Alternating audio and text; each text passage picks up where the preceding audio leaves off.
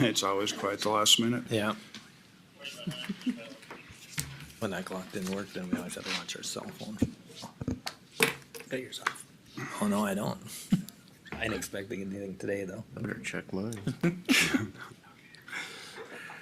We'll call to order the Benton County Board of Commissioners meeting. Please join us for the pledge. I pledge allegiance to the flag of the United States of America and to the republic for which it stands, one nation, under God, indivisible, with liberty and justice for all.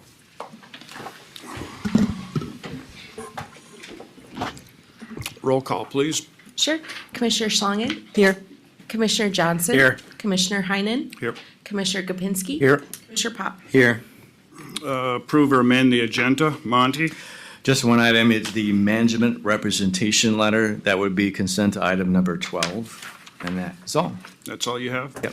The chair will move for approval of the amended agenda. I'll second. Got a motion and a second. Any further discussion? Call the question. All in favor, say aye. Aye. Passes. County Board meetings are broadcasted live and video recorded on YouTube. Please refrain from speaking from the audience areas and come to the podium so that the viewers can hear you. County Board observes Robert's Rules of Order for its meetings, so please obtain the board's chair's consent before addressing the county board. Public comments are generally reserved for the open forum segment or public hearings. However, public comment on other agenda items may be allowed at the discretion of the board chair. As we begin the day, please turn off the cell phones or your to vibrate. I apologize because I see all law enforcement out there, so. Okay, next, open forum. Anybody out in the audience that want to address the board at this time? No one has signed up. Nobody has signed up. Thank you. Moving on, consent agenda items 1 through 12. What does the board want to do? I'll move approval. I'll second it. Got a motion and a second. Any further discussion on that?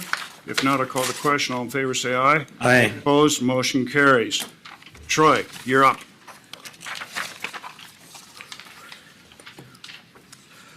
Thank you, Commissioners. We're here today to celebrate the saving of a life. Back on November 10th, 2021, Alan Frerick was at his home in Maywood Township, operating a tractor. He suffered an unfortunate accident falling off that tractor, which resulted in a large laceration on his leg. This was a very dangerous situation for him because there's a lot of vessels in your leg and that'll bleed out very quickly, and he was definitely in need of some assistance. Thankfully, he thought quickly enough to assemble a makeshift tourniquet for himself and was able to get help via 911 and by calling his neighbor Greg Ransom. What followed after that was a wonderful chain of events. Things happen just the way they're supposed to. We have our first responders at all levels of the chain of safety jumping into action and responding to make sure that Alan was able to be here with us today. One of the first people to arrive on the scene was Deputy Cody Eisenschenk, and upon assessing what was going on, he very quickly used his tourniquet from his medical kit, placed that on Alan's leg, and significantly slowed the bleeding, which greatly contributed to the good outcome that we have today.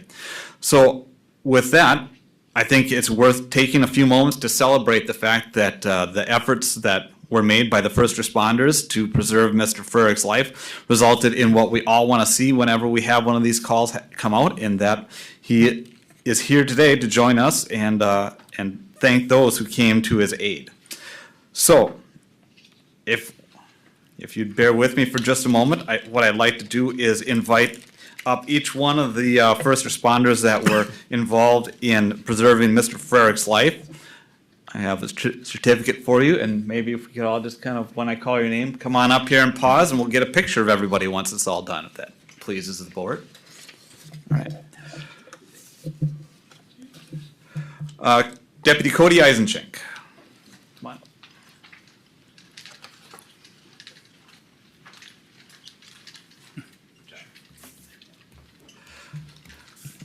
Dispatcher Joyce Zika.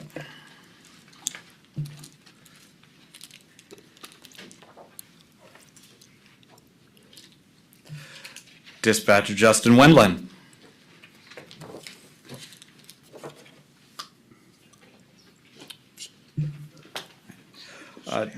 Jerry Erickson.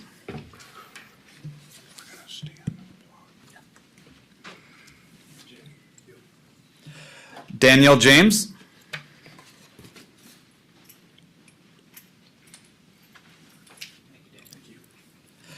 Jeff Ellingworth.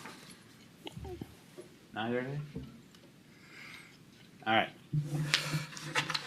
Andrew Waymeyer. Okay. Eric Thurner.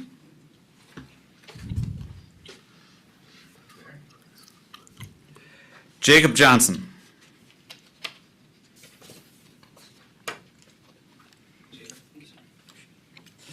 Eric Single.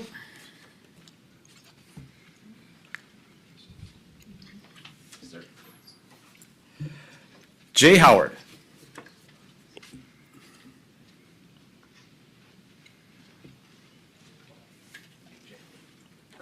Travis Sweeney.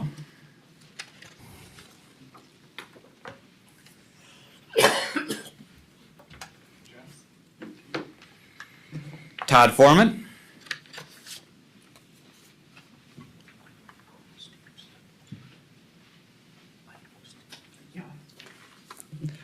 Mark Pappenfuss.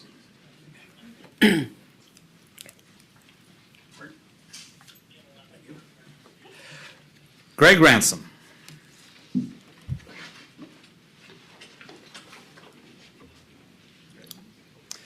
We have one more that we will be awarding posthumously to Luann Hendrickson, a dispatcher for North. She unexpectedly and unfortunately passed away in the interim.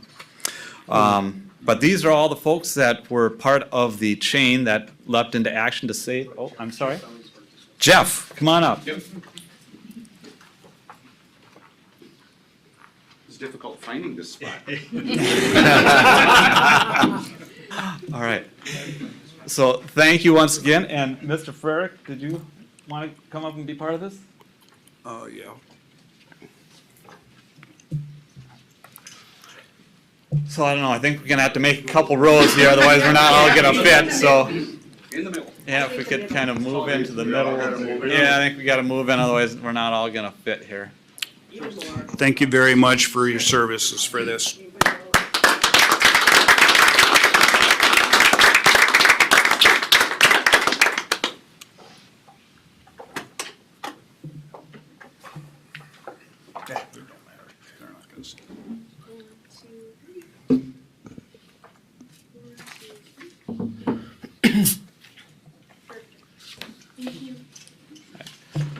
Thank you all. Thank you, commissioners. Thank you to all of you folks that contributed to Alan being Sorry, here. I just want to say, I don't know how much thanks I can say to thank you, everybody, for the parts that everybody had and did. And otherwise, I wouldn't be here. I wouldn't be here to be with my wife Nancy and be here to do any of this. I just, you can't believe how thankful I am for the crew. And when I got down to North Memorial, I was telling Eric, I was telling, we got into the room there and they said there was gonna be about 20 people standing around there. Oh my gosh. And everybody did their job and I couldn't believe it, but at about 7 o'clock that night, we were back home. Wow. And I was doing good and am doing good. So I'm just hoping the flashbacks and stuff are really good. I've only had one here recently. But I just thank everybody so much. And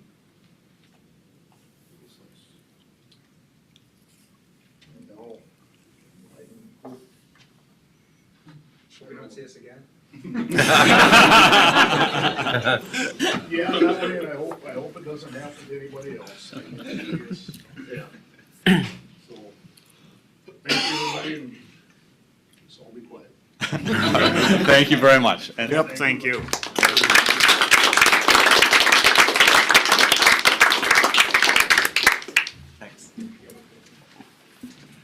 Thanks, everybody. Thank you. Looking good.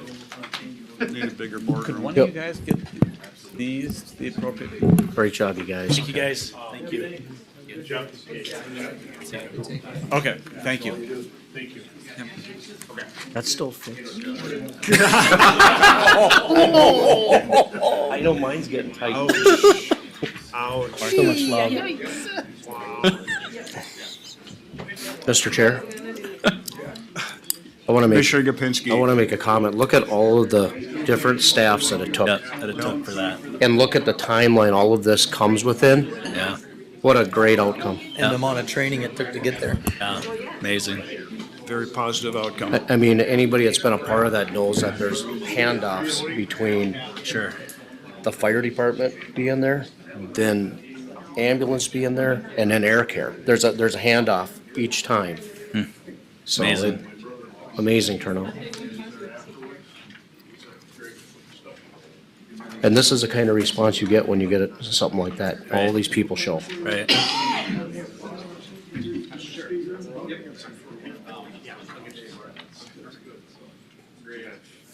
Our supervisor's email, just, awesome. Okay, Yeah. Give it a minute. I am. It's all good. Yeah.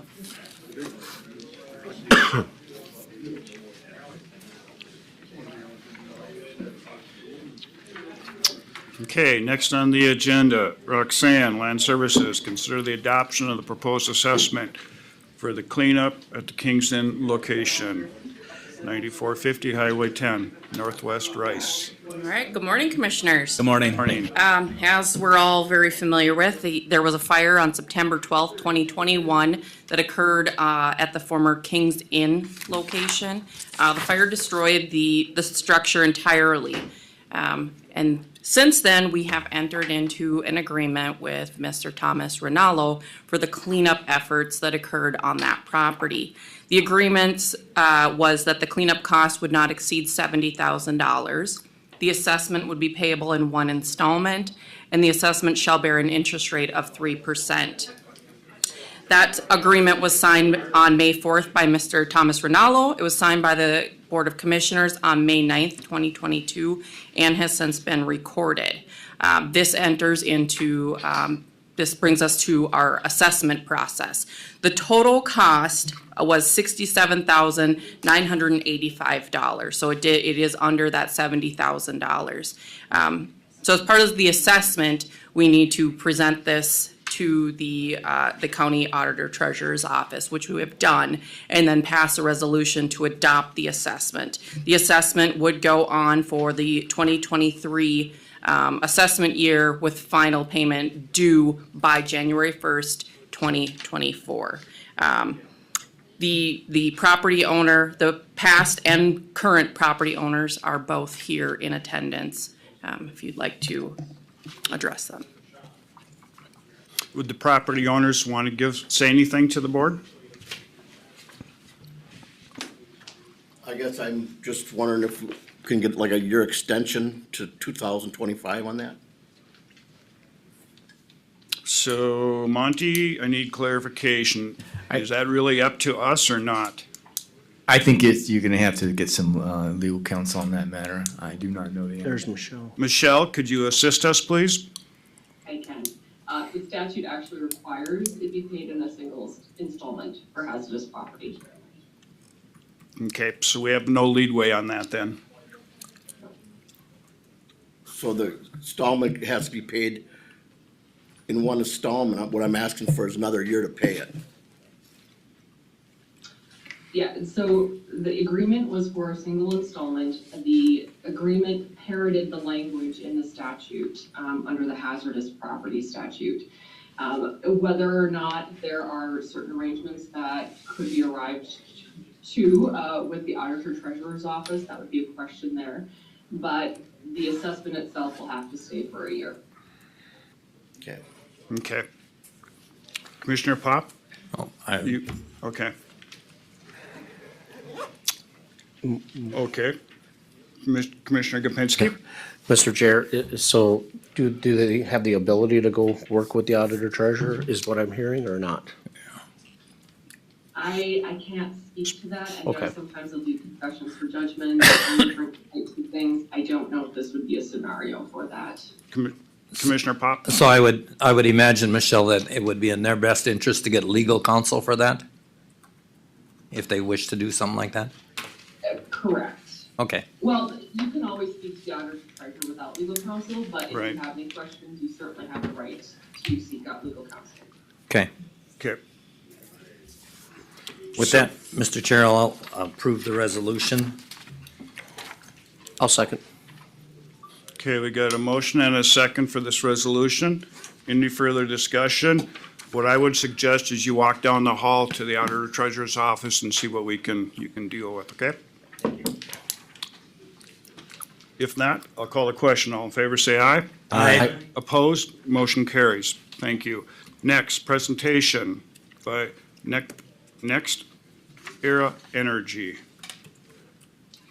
And if you give me 1 minute, Yep. I will pull up their presentation. Sure. Good morning, Commissioners. Good morning. Good morning. I actually have printed copies for Hey, you. thanks. I like printed, so. Thank you. Thanks. Thank you. Good morning. Thank you.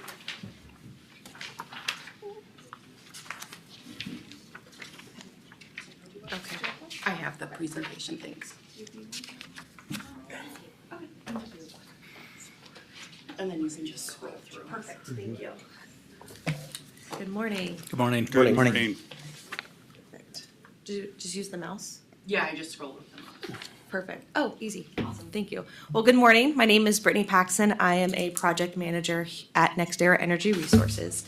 I will be leading point on this project, as well as Danelle Herzig, who's actually not feeling too well, so she's not able to make it today. But she is the project director of the state of Minnesota, North Dakota, and South Dakota, so she'll be on the project from a higher level. With me today, I also have Tom Bombachet. He leads our early stage efforts in the area, as well as Greg Martinez, who leads the land efforts for the project, as well as in Minnesota. So the agenda I have today prepared is an overview on the company as a whole, on the work we've done in Minnesota, the project specifically of Betten Solar, as well as some community benefits and local outreach that we plan to do with this project. So NextEra Energy as a company as a whole is a renewable energy leader. We are the world's #1 generator of energy from the wind and the sun. We have assets in 38 different states and utility scale solar projects in 27 different states. This map showcases different assets across the board, across the country. And there's different things such as wind, solar, natural gas, et cetera. And across the portfolio, we're totaling about 54,000 megawatts within the portfolio. The company started in 1925 under the name of Florida Power and Light, and since then has evolved and changed its name to NextEra Energy. Our values as a company, as well as what we are held to in terms of the standards as employees we are held to, is we are committed to excellence, we do the right thing, and we treat people with respect. We believe that these three things make us very unique as a large renewable energy company in the industry and have played a part into what has gotten us as successful as to where we are today. We've been investing in Minnesota since the year 2000. Our first investment was at this time, and since then, we have paid approximately $2.5 million annually in landowner payments. We have contributed about $551 back into the community as total capital investment, and we're continuing to evolve in the state of Minnesota as we speak. The next slide showcases some operational and development assets that we have currently. Right now, we have 16 operational distributed generation solar facilities in the area. We have 1 operating battery storage project, an operating utility scale solar project, and we have 5 wind development projects as well. And the map on there showcases the locations.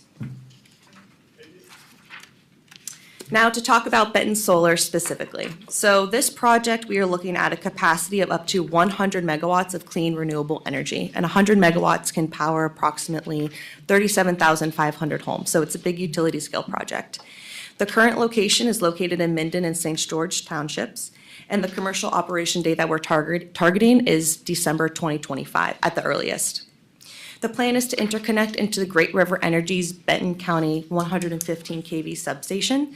And with this project, we're planning to bring new roads to the area, underground collection cables, a substation, and a new operations and maintenance facility where we plan to have a team there operating the facility in person. This is the current location of the project. You can see the point of interconnection is the little red triangle at the bottom western corner. And this Benton County Solar project will be bringing great benefits to the community. For instance, $500,000 to $1 million in annual property taxes back into the county, the creation of 150 to 200 jobs during the peak of construction, as well as 2 to 3 full-time good paying jobs, which will be those people that are operating the facility once it's operational. $1.5 million to $2 million annually in land payments to landowners, and this project will also bring increased activity for local businesses during construction operations, such as to places like hotels and restaurants, things like that. And these numbers, when I say annually, they're for the life of the project, and that can usually be, depending on the customer, approximately 25 or so years. The next slide is a very high-level project timeline. So in Minnesota, I'm sure you guys are well aware, the permitting process is very lengthy. So it's about 16 to 18 months long. So between now and 2024, we're going to be doing lots of studies, environmental, engineering, design suitability, as well as permitting. And the construction will take approximately 12 months. And so that puts us back up into the end of 2025 at the earliest for becoming operational. Extensive coordination will occur with stakeholders, including meetings like this, coming to provide you project updates as things progress. Now that this project has transitioned from Tom's team to my team in late stage, we do plan to come up much more frequently and to give project updates as things are continuing to change and evolve. Different meetings with township board members, school district superintendents, et cetera. And community support efforts. One thing that we feel very strongly about as a company is partnering with the local community. As I said, these projects can be extremely long-term, so becoming partners with the community and those that are serving within the project is very important to us. And two ways that we do support the community are through donations and sponsorships. So whether that's donating to local food pantries or working with different organizations via sponsorships. We are members of the Foley Chamber, so I believe they may have a golf tournament in the future or something. We would, contribute to that and become a part of the culture in the community and really ingraining ourselves into that partnership. To learn more about the company as a whole, the website is nexteraenergyresources.com, and this is my personal cell phone and email, as well as Danelle's information.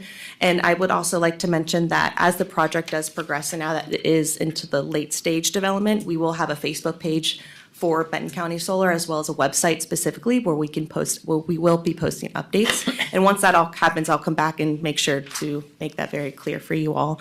There also are newsletters that go out frequently through our marketing team. So we do want to make sure that transparency is very well communicated to you all, as well as everyone in the community as well.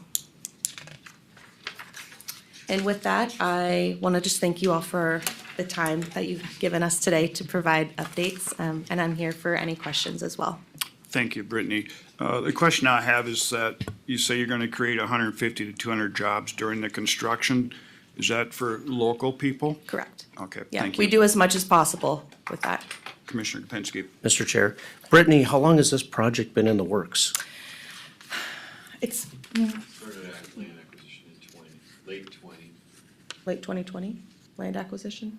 Late 2020 land acquisition, during COVID. The thing too with these early stage projects is that it's not really efficient to present to anyone until we feel like it's actually a viable project. There's been times where Tom's team, correct me if I'm wrong, Tom, you've gone out and signed up land and then all of a sudden, something detriment to the project happens and we aren't able to move forward with it. So we don't like to put it in the public's eye and like this until we feel confident that it's going to move forward. Commissioner Pop. So Brittany, on your 500 to 1 million annually in property taxes, is that including the production tax that goes with that? that might be separate than, Production tax credit is something that the company receives as a credit towards our income for building a solar facility. It's But- different than the taxes. Those are the taxes that are paid.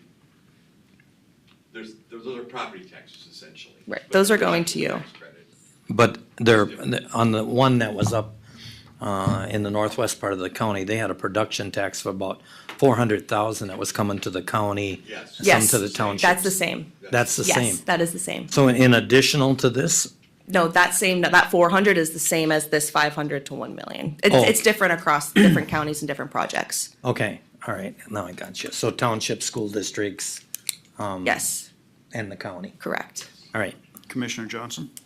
Brittany, good morning. Hi, Scott. Just a couple quick questions. You mentioned land acquisition, Yes. so can I ask how many acres approximately you've acquired at this point that you? Correct. We've acquired about 2,100 acres signed, Of the roughly committed. 4,100 or so that are, There's some that we have verbally committed as well, so Okay. it would add, an additional 200. and is that information that you're potentially ready to share with the county at this point? The reason I ask is because we have potential road projects in those areas that we certainly want to take a look at Yes, before we do that. 100%. I definitely would love to sit down and have a larger conversation on what that looks like, definitely. Right now, our main effort with the land is signing up and leasing the land for the project. Now, when we go and do all of these environmental studies and the engineering and constructability and things like that, sometimes we find that there's a lot of wetlands and there's a lot of woody areas as well. We can't build in that area.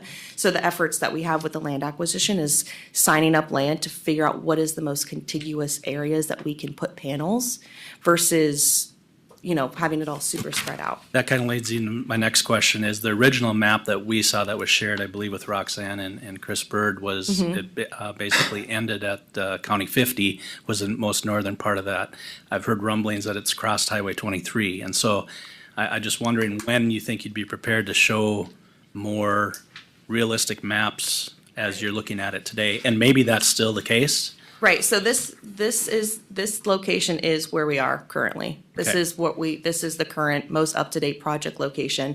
We have since moved east after we did talk to Sierra, Chris, and Roxanne a couple months ago, based on the city of St. Cloud had some annexed areas where we weren't able to, have our project boundary. And so since then, we've communicated with them and we've moved farther east. But in terms of the northern area, we are not going to go more north of And that's where we not are zoomed now. in, but I assume that's probably 50s, County Road 50 still. You're not crossing 23 there, really. Correct, we're so- not, yes. According to this, we're not crossing the 23. And the challenge too with going farther from the POI is that it increased the costs. So it's actually better for us to be as contiguous as possible and not having things super spread out. So this is as up to date as we are right now for the location. Okay. If anything does change, we will communicate that. And just to clarify Commissioner Kapinski's question, this has been ongoing since the end of 2020? We started land acquisition in 2020. Thank you. Takes a long time. Yeah. One more piece I just should add, is that there will be a road use agreement as a part of our permitting process with Benton County, so that all the roads will be maintained to as good or better than what we got. Okay, thank you. Commissioner Pop? So Brittany, I had a lot to do with the one that was in the northwest part. At 2,100 acres, that's way more land needs than 100 megawatts, right? It is a little bit more than we do need. However, when I mentioned the environmental studies and the design and constructibility efforts, we haven't deployed those studies yet. We're looking more in the Okay. spring of '23 to do some more heavy lifting in the environmental stake. A lot of those are gonna there's woody areas and Right. things, so those acres may be all in, but we're not counting the homes that are there, different I see. areas within it. That's not buildable per se at this time. So once we do more studies and we get more of a buildable land layer, it'll be, the amount of acres that we do have signed are definitely going to be what we need. So would you consider, if you got more acres available, would you build bigger than 100 megawatts? So thank you for bringing that up. I'm sure you are aware of the MISO interconnection and how we have to submit applications and things like that. We do have an opportunity to submit an additional 100 megawatts, and I believe that is either done or underway for a phase 2 project in the future that we may leverage. But right now, we're focused on the 100 megawatts. But to your point, we have had great reception from landowners that do want to be a part of the project. So we've signed them up, and that's allowed us to get to potentially another phase 2 of the project in the future. But with the different studies, it'll be a few years. Okay, thanks. Commissioner Gubicki.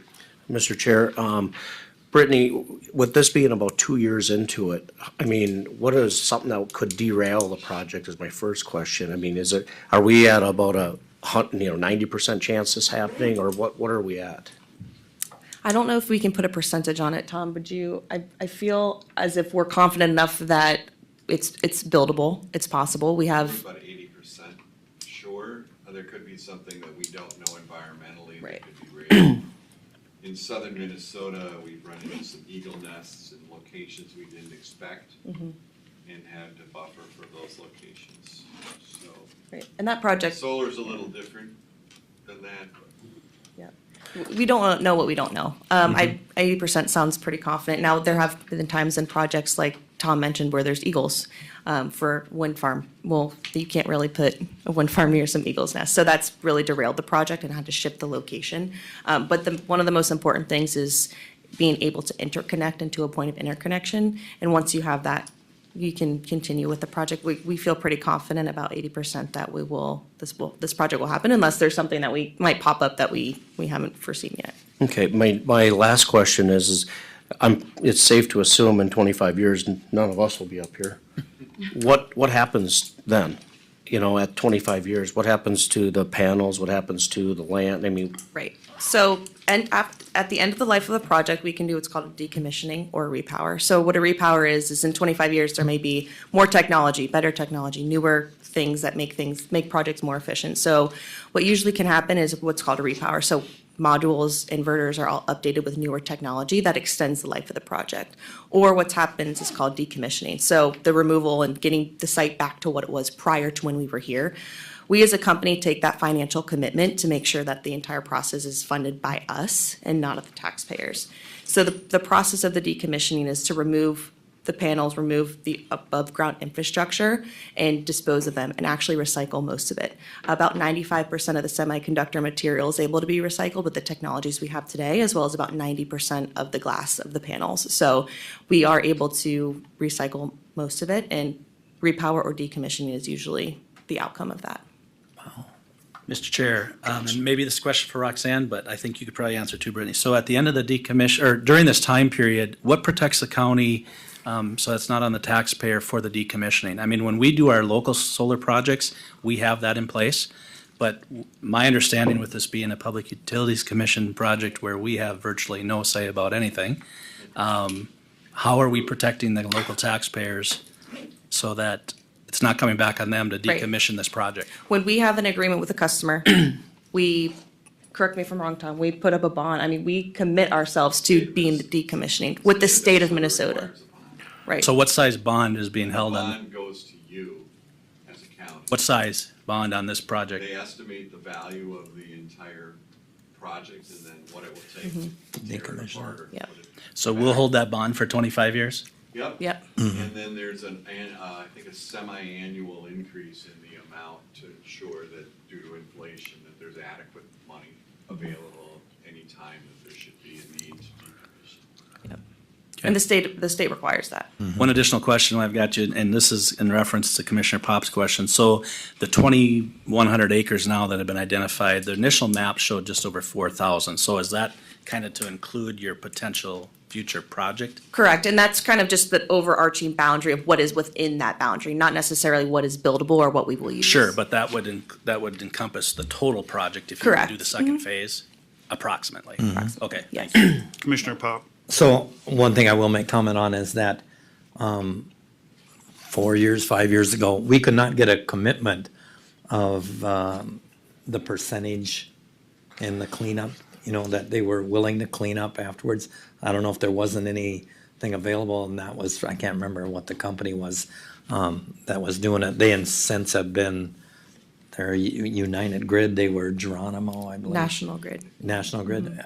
Are you guys 100%, are you internationally owned, or are you strictly a US-owned company? We're a publicly owned utility. We're based out of Juneau Beach, Florida. We have offices across different project areas. We actually have an office down in Lakefield, Minnesota, as well as Marshall. But we are definitely committed to making sure that whatever had happened in that project doesn't happen with this project. Okay. You are a US company. Yes, we are a US company. Okay. We do have assets in Canada, but we're US. Commissioner Kapinski. Just for clarification, I think Tom spoke up. Your name's Tom, correct? Yeah, you spoke up right away. This is something that we don't really have a say in. Yeah. This is coming above us, and I just wanted to make sure that was on the record. Because this, as you guys know, it can be very contentious. Yes. The Well- state is very concerned though about how things go at the local level. They don't just assume everything we do has to be documented and they have to be presented to the state Yep. as a part of consultation. Yep. I know you had mentioned you have a local office in Lakeville. I see the cell phone number. Where are you, where's your team out of? West Palm, Juno Beach, Florida. Okay, Yeah, but Danelle and I, and Tom actually lives here, Greg lives here. I'm here every other week, and then Danelle's here on the opposite, usually, or worked here together, so there's always someone. Even through the winter, huh, Brittany? I gotta Probably not. I gotta get a bigger coat. Danelle's actually from Minnesota, so she's acclimated to the weather. It's taken me a little bit. Commissioner Pop. So I understand you'll have public hearings Correct. that will be Yes. available Yes. for public input? Yes, we will. Input and everything like that? Of course, yep. And that's a long process? Correct. Yeah. And permitting in Minnesota is about 16 to 18 months long. Yeah. But one thing I do want to mention about the permitting process is it's very important for the Minnesota PUC to see that we've done appropriate outreach. They're very concerned with how the counties are feeling, so it's on us and our responsibility to make sure we're continuing to be transparent, answer our questions, and really include you all in the process, even if there's not, a say Mr. Chair, sorry. formally. One last question, or Yes. one last comment is that as you move forward with this and you have outreach and that, it would be probably to your benefit if you would include the commissioners and township officials in your emails Okay. that go on. That would be I found great. that really informational as they went through the PUC to get their permits. Yep. Commissioner Johnson. And I agree, and I want to say this as respectfully as I can. If you're saying PUC is concerned with that, this board, first we heard about this was in June, and you're telling me this started in the end of 2020. It would have been nice. I realize we don't have a lot of say, but it's a little frustrating to be coming in almost 2 years later and be presented these things when we're trying to plan for counties stuff, right? And all of a sudden, we get a map tossed to us that says, hey, this may be happening. I think we could have been in a little bit on the front end, I would hope. Again, just through communication. We realize that things change and stuff. Yeah. I understand that. I just feel a little bit left behind about it, that's And I all. think the same thing happened in the other project. With Geronimo? Yeah, it did. We didn't. That doesn't you make it know, right, though. No, it doesn't. It doesn't make it right, but I can see their concerns that they need to keep this more confidential. I mean, even today, we've had very little contact with the landowner of that up there. I mean, he doesn't come forward with anything. Well, I think the board would have had a hard pill to swallow if we would have gone through with some of our road projects we were planning and then this Yes, came up I agree with without that. any kind of notification. That'd have been, Right, and to keep it confidential, I mean, from 2020, it was maybe Greg talking to one or two people, so it wasn't a full-blown effort at that time. We met with Roxanne and her team in June timeframe, and so from then, that's when it started to become more of, okay, this is becoming viable, and we need to get in front of the county, we need to start thinking about when our studies are going to be happening. So moving forward, we definitely will make sure that things are more transparent for you. thank you. All right. Mr. Chair, one more thing.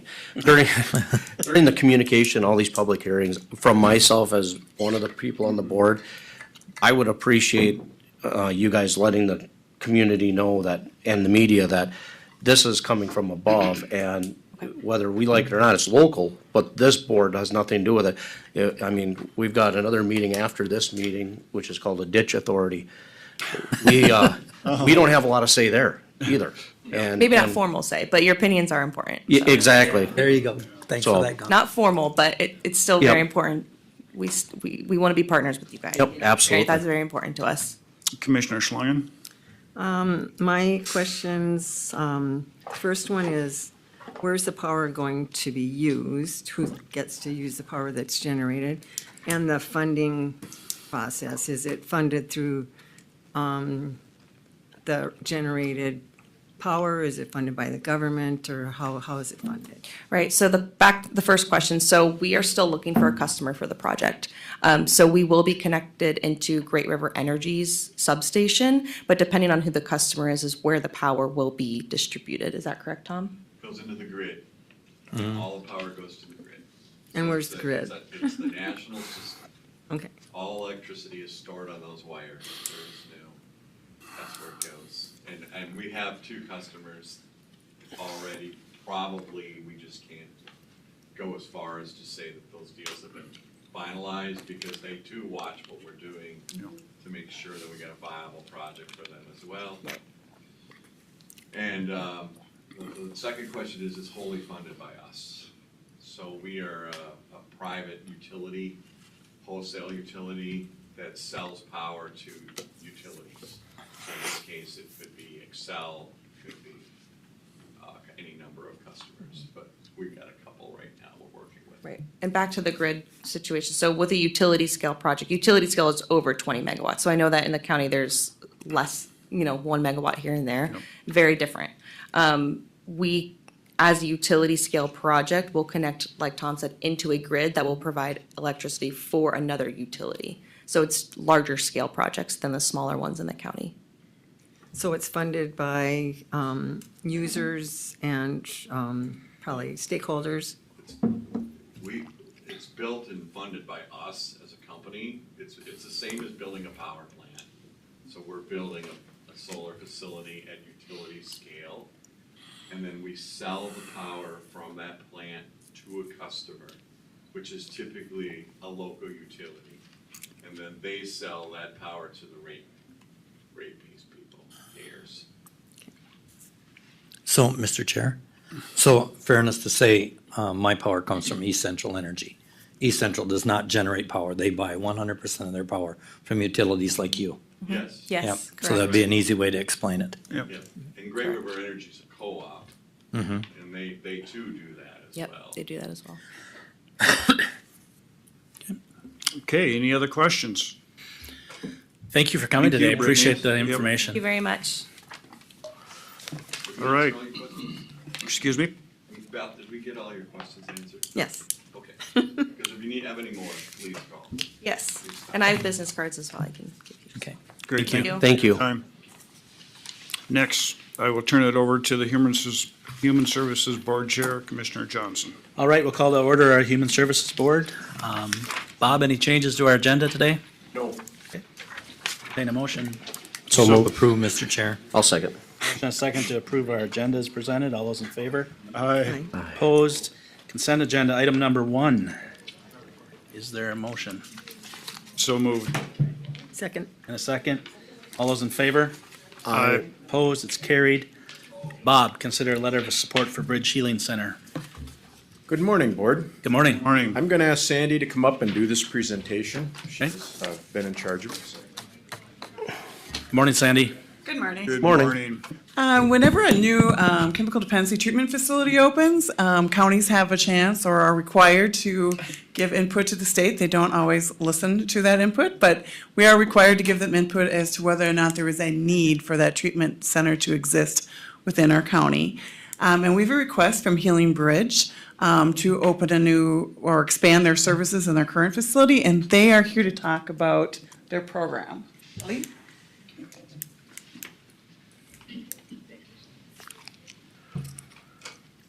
Thank you, Commissioner.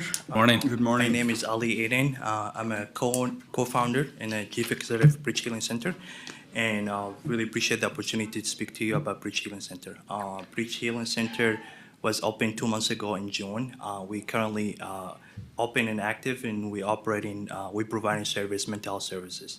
But we needed to expand our services and provide addiction services to the East African population in central Minnesota. Currently, there's no culturally specific provider in the area. And to tell you a little bit background how the Bridge Healing Center idea started with the COVID-19 and the opiate crisis hitting all our communities very hard. We saw a large influence of residents of central Minnesota seeking service in the Twin Cities. And once we asked those questions, why they keep coming back to the cities to access those services, when we ask what's the issue, why you guys not accessing services, there's no culturally specific providers. And as all of you are aware, there's some barriers to accessing service here. First of all, it's the language. So, Bridge Healing Center is founded by two therapists with combined experience in the field for over 15 years. We hope once we obtain the license from the state to maintain those residents' access service in the area, engaging their families, reducing the access to the service, and reduce some of the health disparity in the area as well too. Of course, there's a stigma issue, and with us being present here, we located from the cities. We full-time resident, and we operate 9 to 5 Monday to Friday. The center is already active and open. We hope by us being there and present, we could impact, reduce the stigma and increase awareness and reduce some health disparity in the area. Also, once we obtain the license from the state, with your letter of support, hopefully, we plan to add more staff. We project to add 5 to 7 full-time staff in the next 2 years.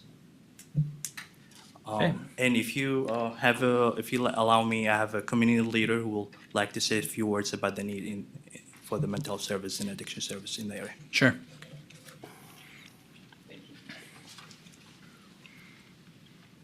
Good morning. Thank morning. you so much for this opportunity. My name is Hassan Yusuf. I am board chair of one of the mosques in St. Cloud. We have a large population there. I'm currently running for St. Cloud City Council, but that's not why I'm here today. And so I know Ali and the services that he has opened in St. Cloud. It is very much needed by the community. And it's culturally very important. The language barrier is removed when the parents and the children who have issues go to his place. So it is a very welcome opportunity for the whole area of St. Cloud and the surrounding areas. And we will very much appreciate your support for him. And I personally know people who have benefited, who are going to benefit, who are still going there. And he is part of the community going to the different mosques, different schools, engaging the community so that people know that the services are there. We had a couple of people who died because of overdose. And I think he can be very instrumental in making sure that the people are aware of these services. So I want to thank you so much for this opportunity and hope that you will continue to support and do the best things that you do. Thank you so much. Thank you. Any questions? I have a question for Ali.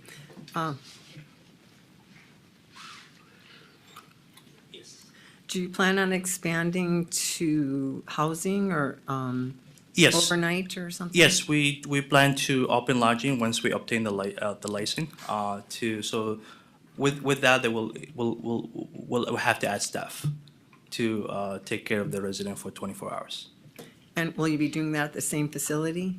No, that will be a separate facility. Okay, any other questions? Mr. Chair? Would that be more of a dependency overnight versus like a homeless overnight? No, there will be people who have some addiction diagnosis. And so part of their attending, receiving services, they will be lodged in a facility. Okay, while that's just a they're receiving those clarification. Okay, any other questions?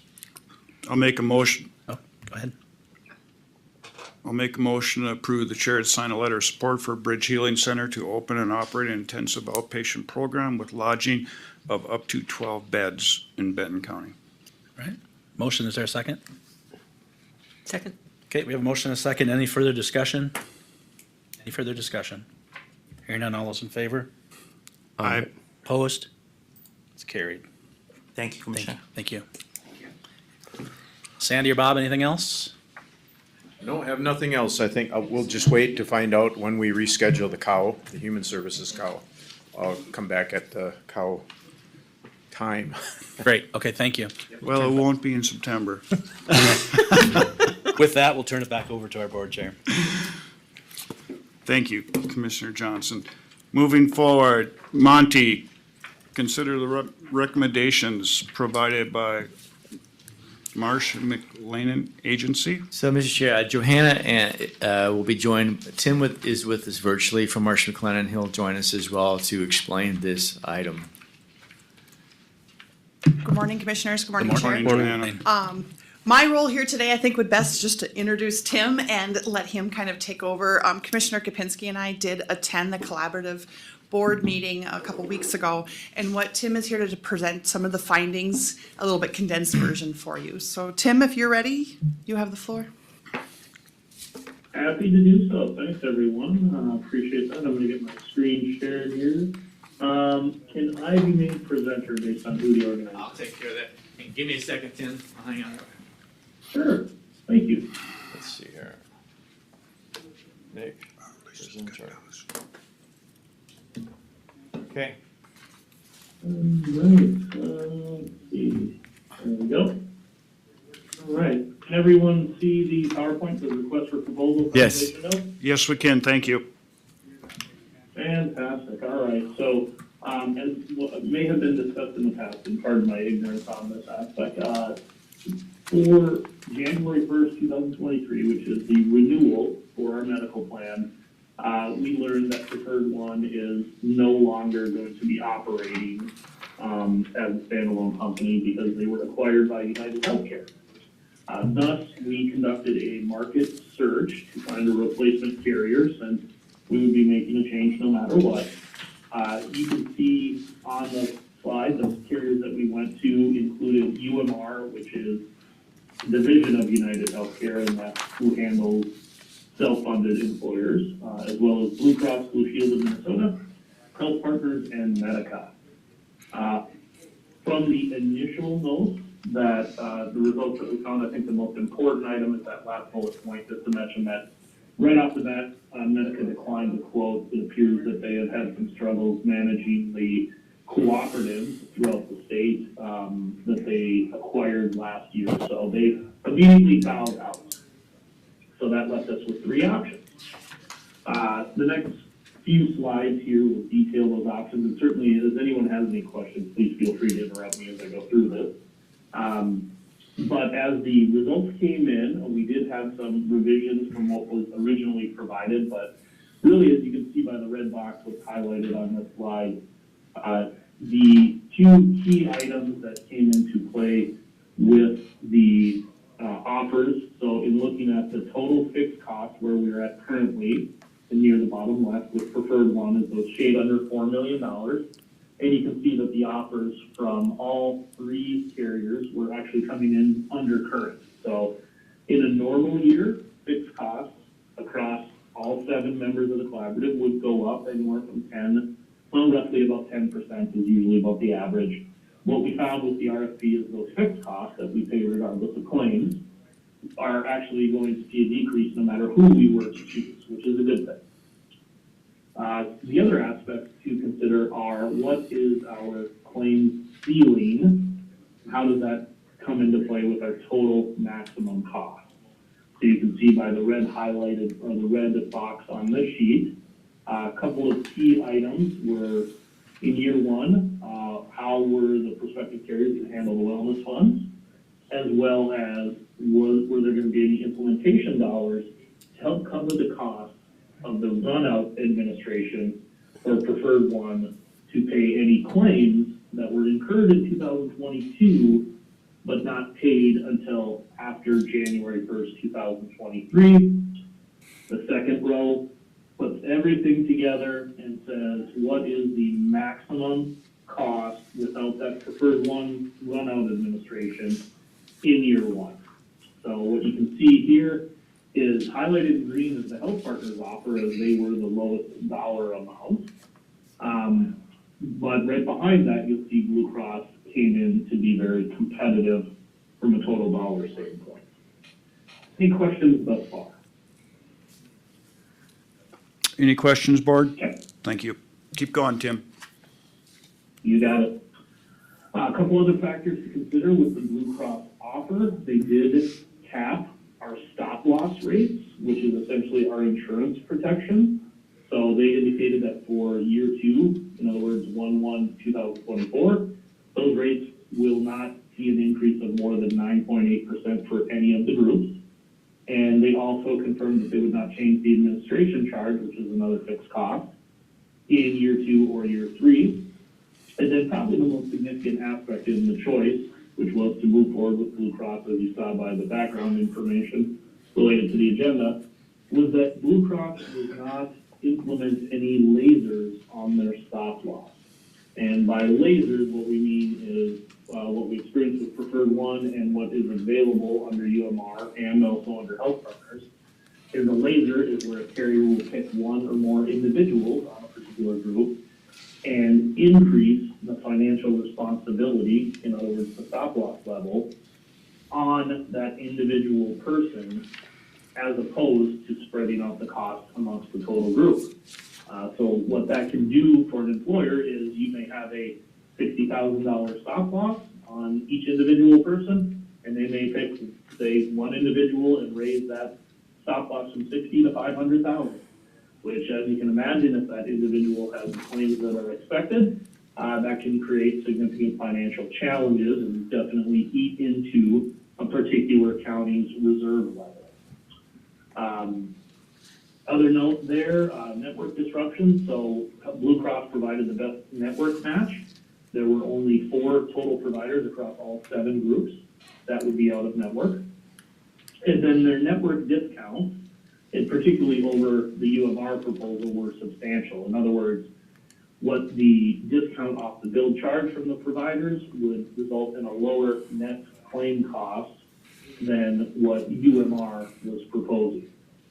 The only downside to the Blue Cross proposal was that they are not able to replicate the fitness discount program or online fitness programs that we have in place at some of the groups today with Preferred One.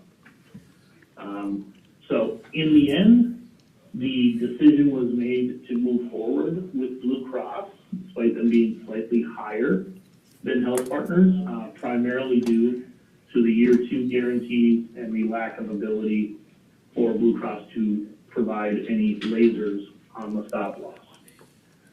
I have one additional slide related to the financial impact, but I want to pause here and see what questions there are from the board. Any questions for Tim from the board yet? Okay, Tim, go ahead. Okay, thank you, appreciate that. So the last slide I had to share is the comparison of moving forward with Blue Cross, particularly how the Blue Cross rates affect the needed funding change versus what we were estimating prior to checking the market. Now, the one thing I want to point out is you'll see in the red box there that what we were estimating was that Benton would need an 11% increase in their funding factors simply to fund at the expected cost for 2023. The difference in what Blue Cross actually proposed based on their rates would essentially take that 11% and drop it down to a 2%. Now, it's important for me to note that the 2% is not the recommended funding change we have for Benton for 2023. We are utilizing our actuarial team to provide a more scientific, if you will, analysis of what that funding recommendation should be for 2023 that will encompass Benton's current reserve level, which has been severely depleted in recent years. So the purpose of this slide is just to share the fact that the change in funding is significant from what we would have had to face with Preferred One if they were able to continue versus how Blue Cross came in from a price competitive standpoint.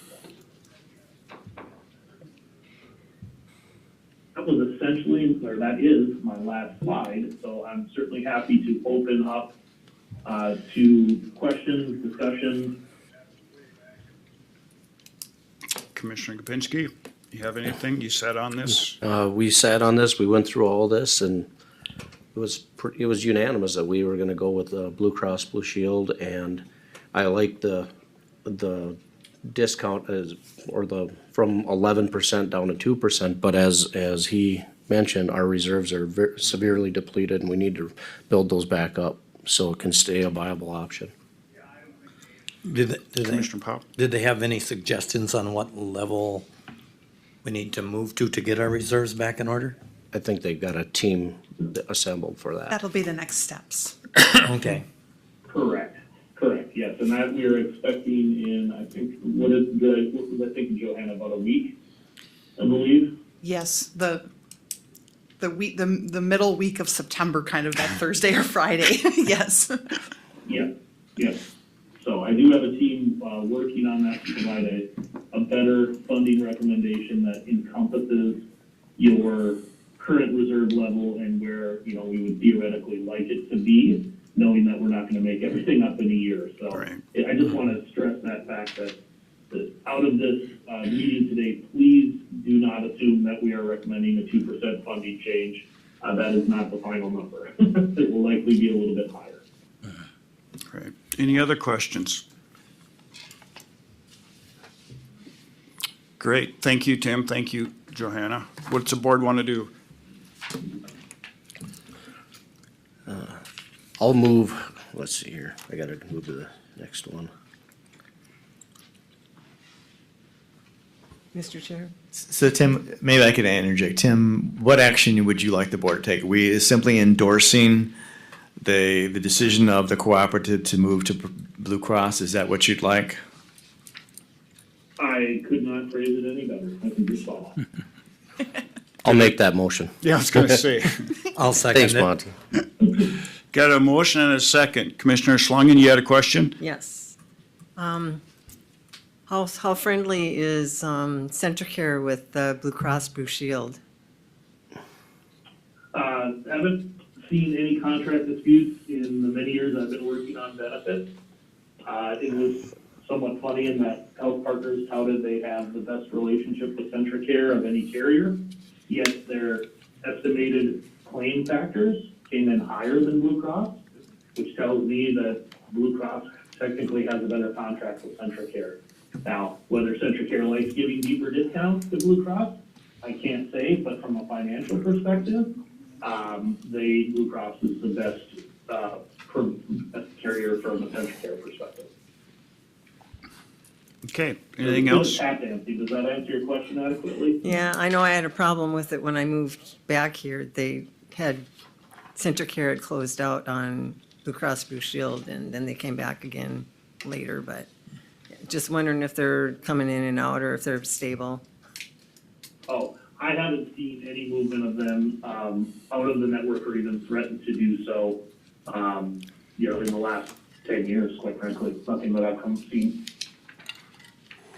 Okay, thank you. Any other questions? If not, I'll call the question. All in favor, say aye. Aye. Opposed? Motion carries. Thank you very much, Tim, for presenting this morning. Thank you. Thank you, Commissioners. Certainly, have a good one. Thank you. You everyone. too. Bye. Next, Monty. It's true, yeah, reserve levels are really low. I was looking at the monthly financial report. It was in your packet. Our average monthly expenditures are $440,000, and our reserve level was down to $158,000 at the end of July. So actually, our target is actually 6 months of planned expenditure. So instead of having 158,000, we should have about 2.7 million in our self-insurance trust fund.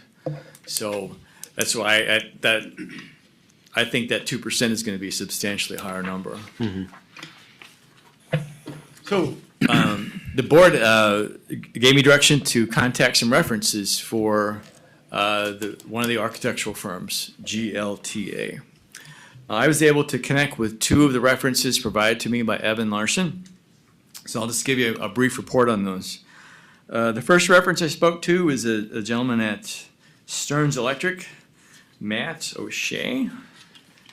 And the project that GLT worked with them on is quite similar to us.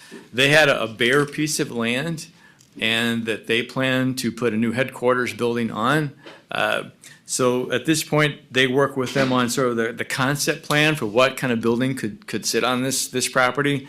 Met with their senior management, with all the different groups within their company, identified what their space needs were, trying to forecast what kind of space they would need in the future, so they were building for the future.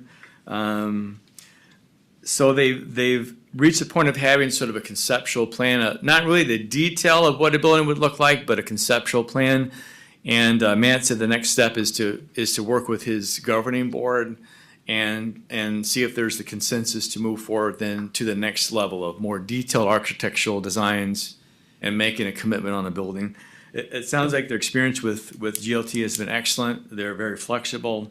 And nothing. And I asked the question that Commissioner Kopinski suggested. Well, was there anything you felt they could have done better, could have improved on, any challenges and issues? And he had a long pause and said, no, everything has worked very well with them. So the next reference I spoke to was Stearns County, Kevin Cornick, and Kevin is the facilities manager for Stearns. And GLT, of course, has worked extensively with Stearns. And his experience was mostly on the West Side Service Center addition. That was a 45,000 square foot addition. And again, nothing but compliments for GLT, how they worked with the departments to identify what their space needs were. Lots of meetings, lots of planning. They had this vision to try and, I think you probably saw some of this when you did the presentations. This created this vision of staff areas separate from public areas for security and other reasons. And as he was describing the West Side Service Center, I thought, boy, we really should take a tour over there. And I think that would give us some great inspiration on what they've done, how they brought departments together that maybe serve the same customers. And he was telling me that essentially there's really no walls between departments, so employees can move freely between departments.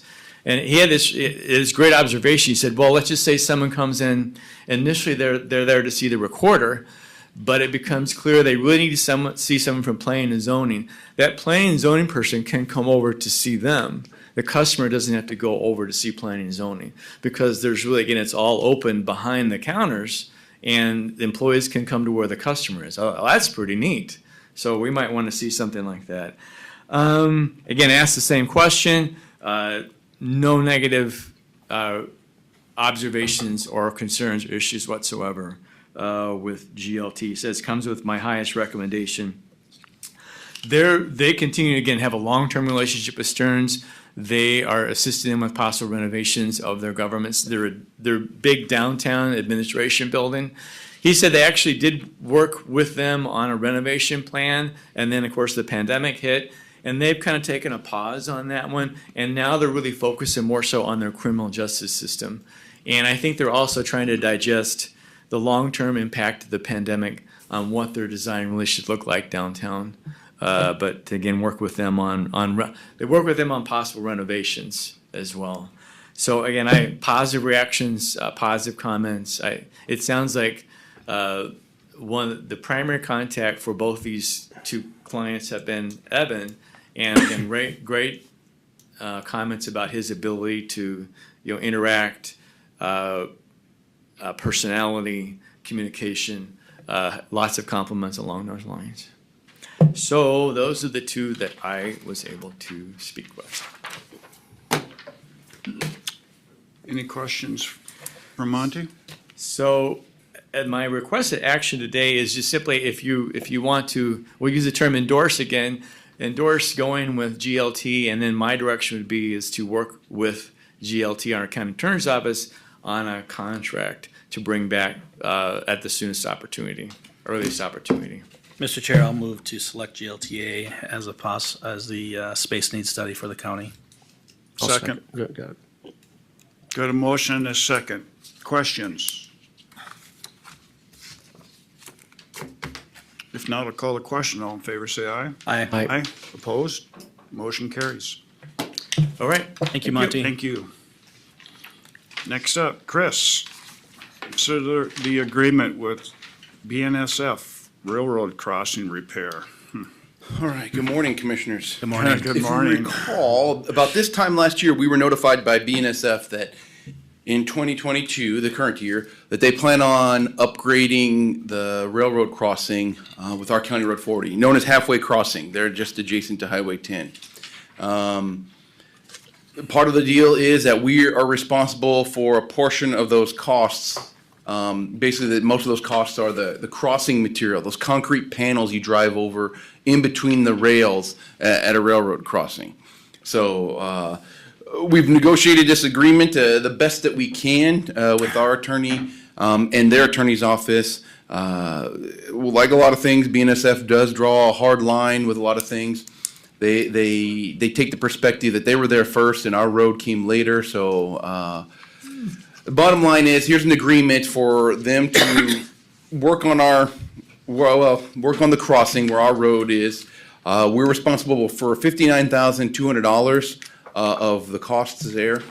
We also have some additional costs that were part of our patching project that we let earlier this year to overlay the bituminous material to make sure we can correct any elevation changes or things like that as they do that. So Michelle did review this agreement and provided some comments, but I think we're to the point where BNSF is not going to do anything more. They've told me in the past that if we do not participate in an agreement, they will just let it continue to deteriorate, and really our road is what suffers. The people using our road trying to cross their tracks. Their trains will still get through no matter what. They'll do whatever it takes to get their trains through. They won't be as concerned with the road traffic crossing their tracks. So. Thanks for bringing that up, Chris. About a year ago, they brought this on to us, I believe. Mm-hmm. Now, what were the estimates back then? Well, yes, it's still the same number. So Okay. they have not updated the participation cost for us. It's still $59,200. So. Mr. Chair. Commissioner Johnson. Chris, I see you've got a question mark here on source of funds. You have Yep. some thoughts on that? Local road fund. Our reserves, basically, yeah. So it was something, yeah, that came to us after we had already established the budget and the levy for the highway department. And so, yeah, we're probably. So it can't be state aid, obviously, it's a county road, right? That's right, it's Yeah, County so Road gotta 40. be- It's really, well, it's gotta be, well, you really can't use local option sales because that's not designated in the resolution, but I. Correct. It's wheelage. Yeah. You could use wheelage, essentially, you could use wheelage tax, Mr. Chair? Commissioner Gopinski. One of the things that I think we gotta be careful about is, where this fund comes from, because if we keep depleting their budgets over there, it becomes then we start hounding Chris and all of his departments saying, you keep coming back for more money. Well, this was not on the radar until after the budget, so.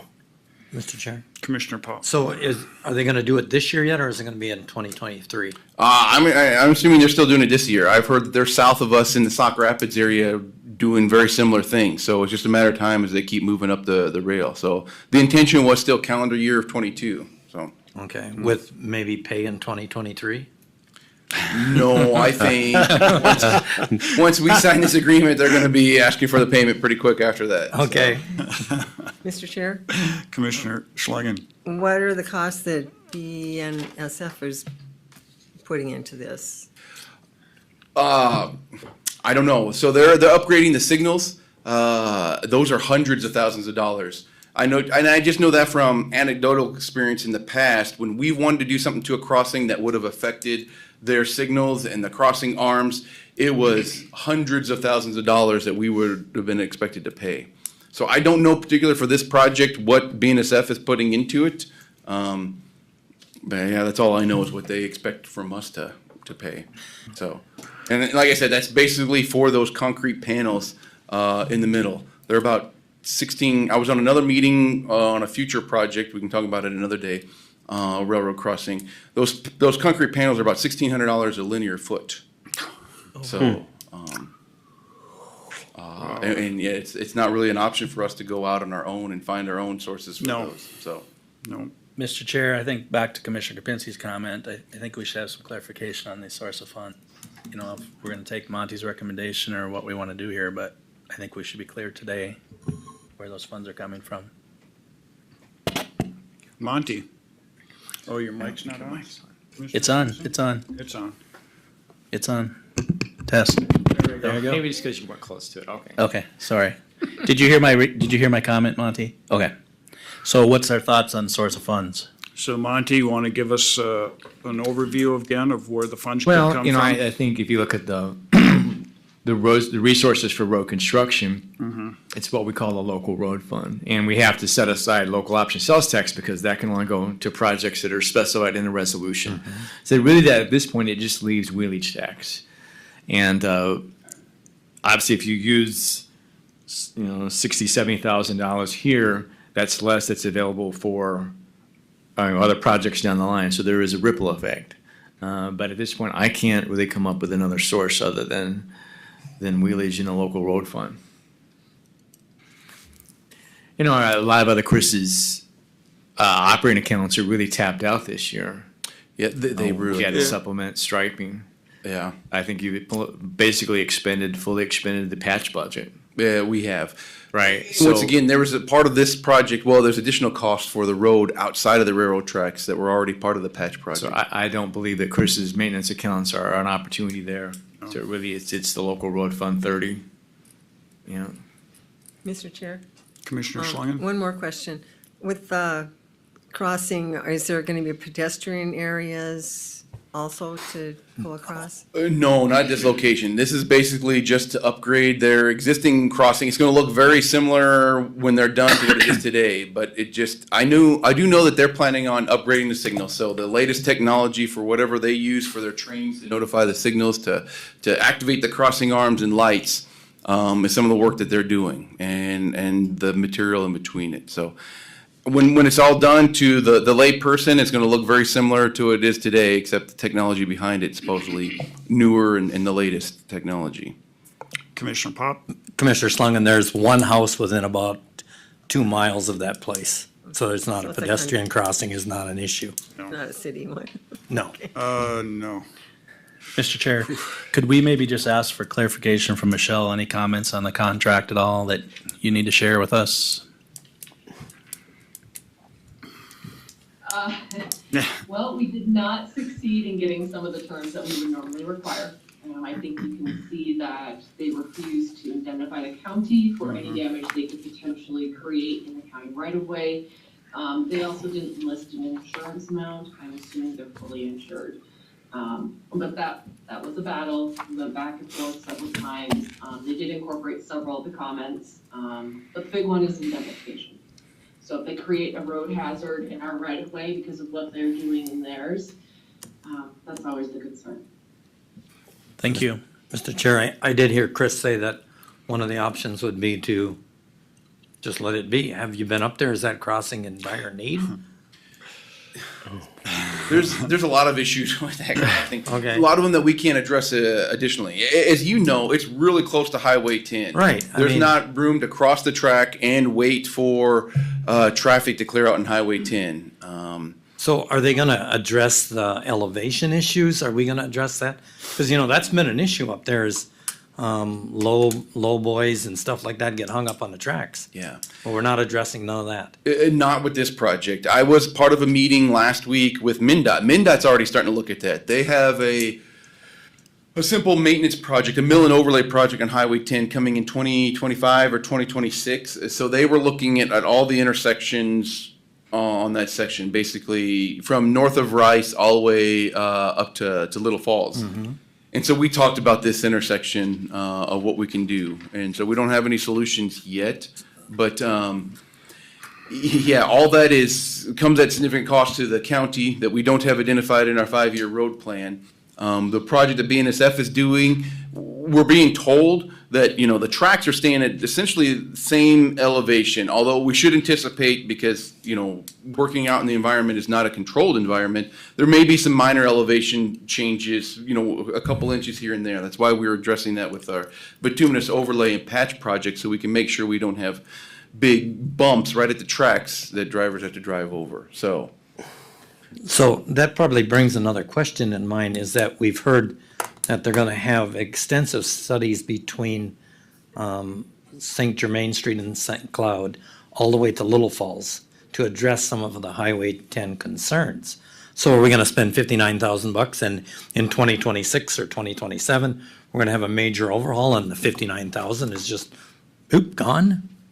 I mean, I don't know, and I know we can't push on, BNSF, because they do what they wanna do.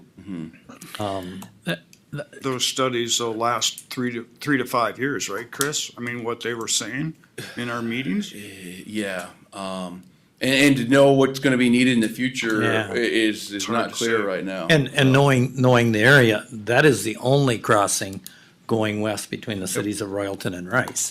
And they're they are not gonna shut that crossing down. It is a very, very busy crossing. And interestingly enough, it's not Benton County traffic. It's all trying to cross the river there in Rice to go west.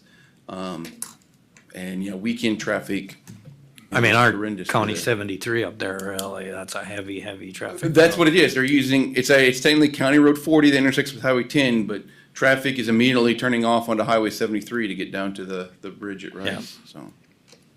So I mean, I really don't see, if the study's that far out, you probably don't have a lot of choices. I don't think we have a lot of choices. Mr. Chair. Commissioner Gopinski. I agree. I think if we shun them right now, I think this could be a major problem in the future. And I think our costs could be dramatically higher if we don't move forward with this. Well, yeah, it's a lot of this, I think our costs are a lot of it, like I said, material costs. So I don't anticipate those being any cheaper pushing it down the road, which we could, but I imagine there, eventually the railroad's gonna say, you need to do this. Oh yeah, and by the way, it's a year later, it's now 75,000, not 60,000, so. Mr. Chair, Chris, is this something your department does, or are you contracting this out, or how's the project getting done? BNSF. is They're, doing it. they're actually doing it, so it's Yeah, just a they- reimbursement? Either them or Okay. their contractor is doing the work. Okay. Except for the bituminous patching just outside of the tracks. There's a 25-foot distance from the center of, there's 2 lines of tracks. So you go 25 feet from the center of each run of track. Outside of that, we're addressing that with our patching project. Okay. Mr. Chair, one more thing. Yes, sir. How does this work with your budgets, with the road? I mean, obviously, this is gonna take away, and I heard Monty say that all the budgets pretty much over there are tapped, and we're only in beginning of September. That's a scary deal, and we need to make sure we're looking at that for next year's. It's tough. This year was really tough. We've talked about it before. So much of our budget is purchasing materials that we use to fix and maintain the roads, and that's just been, I don't know how anybody could have anticipated some of those costs. Taking it out of wheelage tax, I think, one time, $60,000, we could absorb that, and not see a big detriment to the 5-year plan. But it is a concern, less that we use now is, or the more we use now is less available for future road construction projects. So that's a revenue source that really isn't increasing over time because it's based on the number of registered vehicles that reside in Benton County. We don't see a lot of growth in that, if any growth. So I guess we should see some, if you can relate that to the population. As the population increases, theoretically, there's more registered vehicles in the county. And that's where that revenue stream is derived from. Monty? Okay. Okay, board, what do you want to do with this? Mr. Chair, I make a motion that we approve the resolution or whatever he needs to move ahead, and we'll have to take it out of the pretty wheelage vague. tax. You're gonna take it out of the wheelage tax, correct? That's part of your motion? Yep. I'd second that. Okay, we got a motion and a second. Any further discussion on this? I just one point that, when I'm sitting here thinking of funding, the wheelage tax has been collected, Yeah, right? We have it Right. versus the other is gonna be on the levy, right. so. It's sitting there right now. Mhm. Okay. Any other discussion on this? If not, I'll call the question. All in favor, say aye. Aye. Opposed? Motion carries. Thanks, Chris. Thank you. That's all I had. Okay, thank you. Okay, moving forward, commissioner meeting updates. Who wants to start? I can start. Okay, go ahead, Sure. sir. We did have a Tri-County Solid Waste Committee meeting, which was a little frustrating to say the least. This meeting was set up with the Pope Douglas board, and one of their members showed up. And that was after we changed the time so that they could meet us at a certain time. So what we've done with that is with our AMC conference coming up here, is that next week already? We've scheduled a time to meet with their board in Alexandria with them, so hopefully we can get together. It's a board on board, no staff, so we can have some discussion about some of our issues with Tri-County. Also, Tim Bowling has submitted his resignation there, and so he will be still with Stearns County, but in a different department, but he'll also be helping out until that replacement is done. Of course, I believe we're at the GSDC airport thing. That was interesting. A lot of good information there. Listen to that Sun Country CEO or owner. That was very good. Of course, our cow that we talked about, our space needs, and then we did have our broadband committee meeting. You know, I don't know that we want to get into a whole lot of our negotiations at this time still, but we have continued that discussion. So that's all I had. Commissioner Kapinski? Nope, I'll go. So I did attend the CARES meeting. Only thing that really came out of that is they're getting ready for the touching table, so a little heads up. That'll be in October. Yep, at New Life. Yep, so, I do believe there's a Region 7W or some kind of meeting that exact same day. That actually, I believe, got canceled. Oh, it did? Okay. Okay. All right. So, we had our WEX meeting with Johanna. We obviously went through all that. Obviously, the airport, meeting, or the GSDC, or whatever they call it.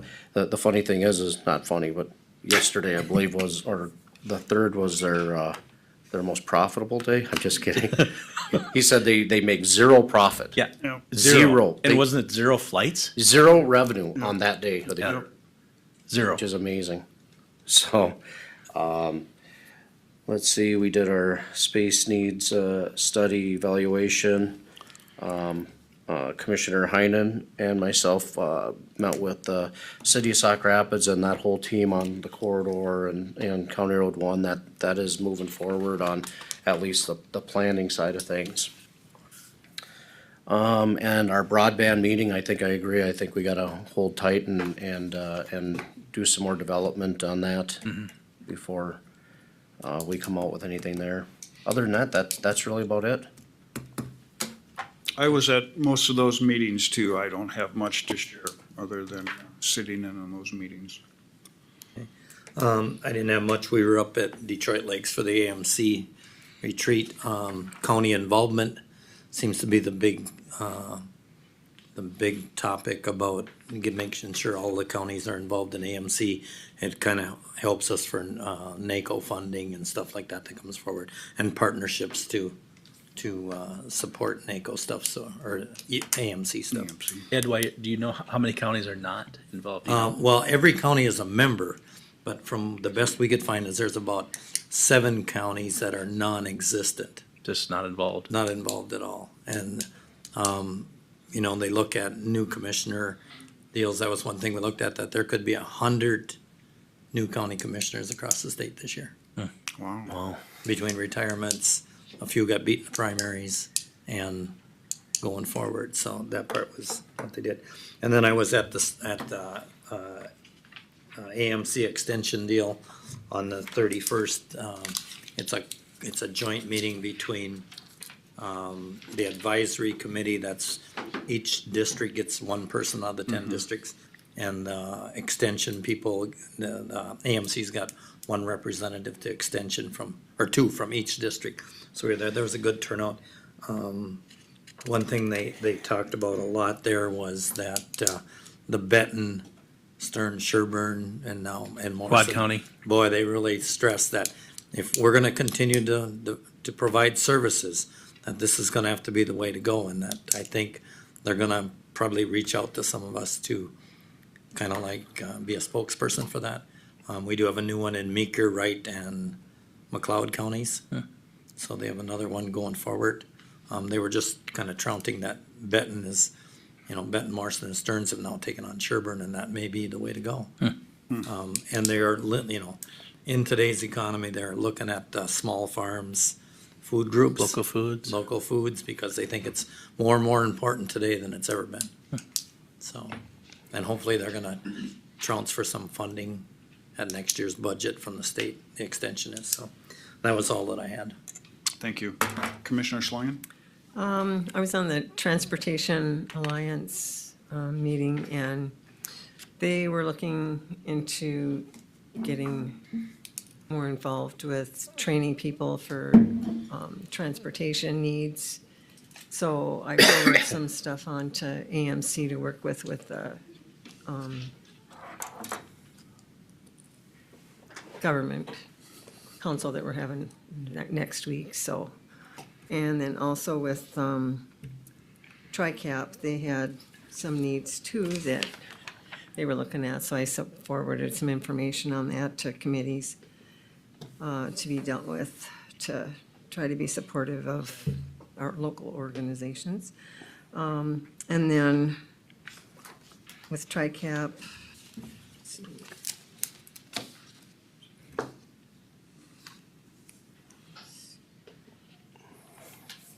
Yeah, that's.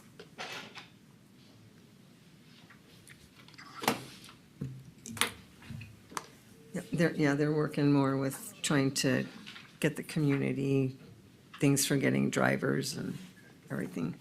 That's the biggest thing happening there.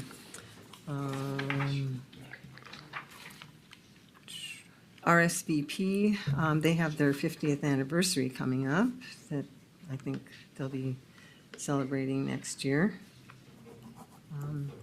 They did the thank yous to all the local volunteers in the area this last couple weeks, and that went over really good.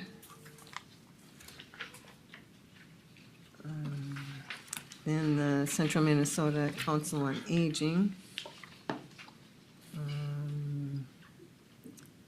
working on age-friendly grant opportunity.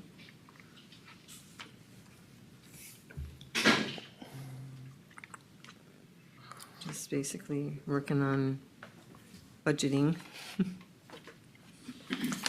And I think, and then I went out to the airport too for that meeting. That was pretty much it.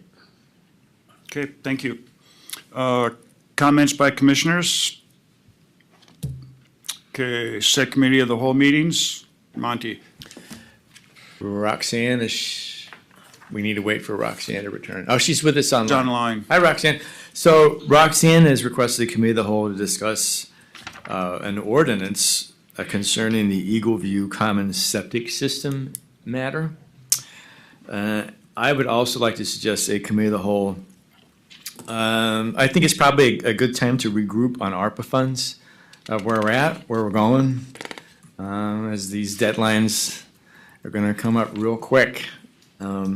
So that's kind of your package deal for a committee of the whole. And I mentioned to Roxanne, we were probably looking at dates into October. Yep. So, let's see here. I could toss out, let's see. How about what about the week of October 10th? And please, I would ask you to avoid the 11th. Well, I got, I may be out of the office the 12th through the 14th for a conference. Oh, I'm sorry, Roxanne. Move into the 17th. Yeah, it's conference season for me too, and Can September. we move into the October. 17th? 17th? Yep. October That's fine. 17th. 9 o'clock? The 7th, yeah, that's fine. Monday, October 17th at 9. Okay. And I believe, Roxanne, you would wish for Michelle to be there as well, right? Is that working for Michelle? Yes, Uh-huh, okay, that would work. okay. Monday, October 17th at 9. Septics, Eagle Views Commons System Ordinance, and then ARPA. Other thing I have, Mr. Chair, is the AMC District 5 meeting is October 24th. It's a Monday. It's in Meeker County in Litchfield. And those usually begin around 8 a.m. with coffee and so on, and then the program starts shortly thereafter. Monday, October 24th. 8:30. And that's all we have. One for HS. Oh, I'm sorry. Bob is here. Bob wishes to reschedule his kind of standing committee of the whole. Bob, do you have a suggested date for us? I think I was gonna go the other direction and have the board suggest to me, because I think that there was, competing schedules here, so. It would have been here in, right, it would have been like, Next I think Monday. Monday the 12th, that's right. So are we also in October then? We've got a cow already on the 27th of September with highway and cyber. So probably. How long is that cow gonna last, you think, on the 27th? How long you thinking, Chris, on the 27th for? I think we've got at least a couple hours. Okay, that's right, because cyber was 15, It was gonna 20 be, minutes. hear from Steve Stang on IT Yeah. issues, yeah. Okay, well, Yep. So, Monday the 3rd, or? how about that, Bob? Monday, October 3rd? That works for us. Okay, Monday, what October time? 3rd. 9 o'clock, Bob, or? They're normally 8 o'clock to 10 o'clock, Perfect. so it's Yeah. Okay. I'm sorry, board. I thought they used to be 10 to noon, Bob. They used to be, but I like his 8 to 10. I do too. So 8 a.m.? I'm sorry, yes, you're right, they were at 10 to noon. They were 10 to noon. is 8 too early for staff or not? 8 o'clock work, Bob? Or I 9? think that would work. Okay, They can come in 15 minutes early and be prepared for an 8 o'clock start, that'd be fine. okay. It's mostly the supervisor. So 8 a.m. at the Human Services third floor conference room? Yes. Okay. With coffee. And donuts. Undoubtedly. Undoubtedly, yeah. All right, Mr. Chair, I'll make a motion to approve the following cows, October 3rd, 8 a.m. to 10 a.m., Human Services, October 17th at 9 a.m. for Eagle View Commons, septic and ARPA funds update. I'll second it. Meeker, And the Meeker County. 24th. That's already, October 24th, District 5 meeting, yep. that's already already standing. established. Okay. That's been established already. That cow has been established already. Oh, it's already on your listing? Oh, I'm I sorry. believe it is. I had it on the calendar already. I Well, I wasn't think aware it of it that. just came from AMC. I don't think AMC, it's. yeah. Okay, so we'll add October, thank you then, October 24th, Meeker County District Meeting. I'll second. Thank you. We got a motion and a second. Any further discussion? If not, I'll call a question. All in favor, say aye. Aye. Aye. Opposed, motion carries on the cow. Right now, we're adjourned 10:37. We're gonna take a couple minute break. I have to make a phone call.